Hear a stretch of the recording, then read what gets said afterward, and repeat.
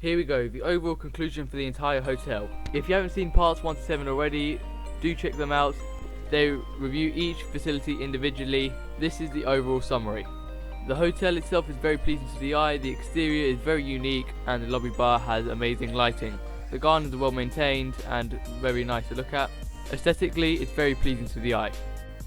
One thing I forgot to mention is the Wi-Fi here is absolutely flawless. There's only one place that it doesn't seem to work, and that's in the basement toilets. However, everywhere else I seem to get fine connection. I'm able to do what I need and when I need to. Decent room all round with friendly helpful housekeeping staff and friendly helpful guest relation and front desk staff. However, I feel like the sofa bed could be swapped out with a single bed to make it a bit more comfortable. Food on the whole was really good. Lunch had many different places to go to, dinner had many different themed nights, breakfast may have been a little bit repetitive, and I feel like there should be some dietary warnings and symbols on the food. They had great water activities as we saw in part 3, however I feel like the sunbed rule could be enforced a bit more strictly, and since the beach is pebbly I took marks off for that as well. Sports facilities were great, however the crazy golf was a little bit worn and torn, and there might be the potential problem of multiple people trying to play different sports in the same court. The shows as a whole were really good, however I feel like dance shows may have been a little bit repetitive. There's a large variety of drinks with friendly helpful bar staff, however I feel like there's lots of syrup in those drinks, so just be a little bit careful of that. I also forgot to mention that there is a mini bar in your room which contains cold water, soft drinks and some carton juices.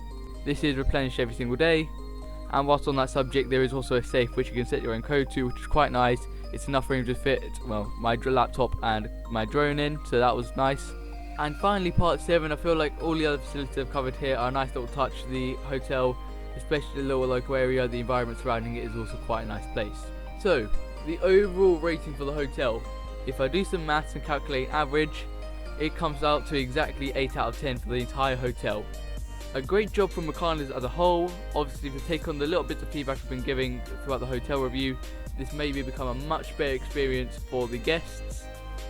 Despite that, I had a great time at the hotel and would definitely recommend coming here.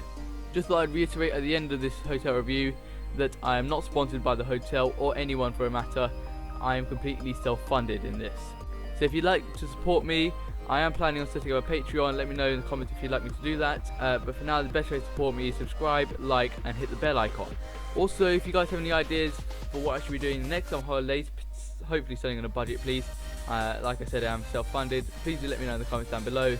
I'd love to see what your thoughts are. One last thing, if you guys have any comments or any feedback whatsoever on any of my videos, don't be shy, comment down below. I've seen you guys have done a couple of thumbs down. I'd love to know why that is. If you have any feedback about that, please do let me know. The more feedback I get given, the more I can tailor those videos towards you, and the better the quality will be. But for now, as the Tokyo 23 series draws to a close, I'll see you in the next one.